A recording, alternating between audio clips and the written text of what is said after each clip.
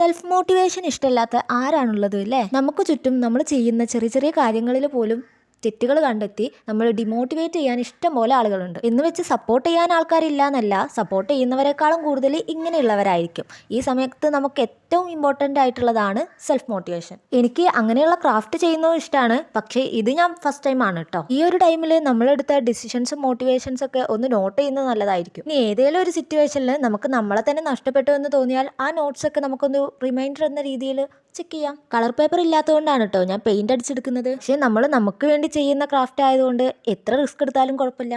Envelope ഒക്കെ ഉണ്ടാക്കാൻ എല്ലാവർക്കും അറിയാലോ അല്ലേ? ഇതന്നെയാണ് സംഭവം. ഇതിൽ നമുക്ക് നോട്ട് ചെയ്യാനുള്ള മോട്ടിവേഷൻസും കോട്ട്സ് ഒക്കെ എഴുതി വെക്കുക. ഇനി നമ്മൾ എപ്പോഴും കാണുന്ന ഒരു സ്ഥലത്ത് അത് സ്റ്റിക്ക് ചെയ്ത് വെക്കുക. ഇനി പറയാനുള്ള ഇമ്പോർട്ടൻറ്റ് കാര്യം എന്താണെന്ന് വെച്ചാൽ, നമ്മുടെ യൂട്യൂബ് ചാനൽ തുടങ്ങിയിട്ട് 3 മാസേ ആയിട്ടുള്ളൂ. ഇതിൽ 1.5 മാസം എക്സാമും കാര്യങ്ങളൊക്കെ ആയിട്ട് വീഡിയോ ചെയ്യാൻ പറ്റിയില്ല. പക്ഷെ ഞാൻ സ്വപ്നത്തിൽ പോലും വിചാരിക്കാത്തൊരു സംഭവം ഇപ്പം നടന്നിട്ടുണ്ട്. 4 ദിവസം മുന്നേ വരെ നോക്കുമ്പോൾ 100 സബ്സ്ക്രൈബേഴ്സ് അങ്ങനെ എന്തോ ഉണ്ടായിരുന്നുള്ളൂ.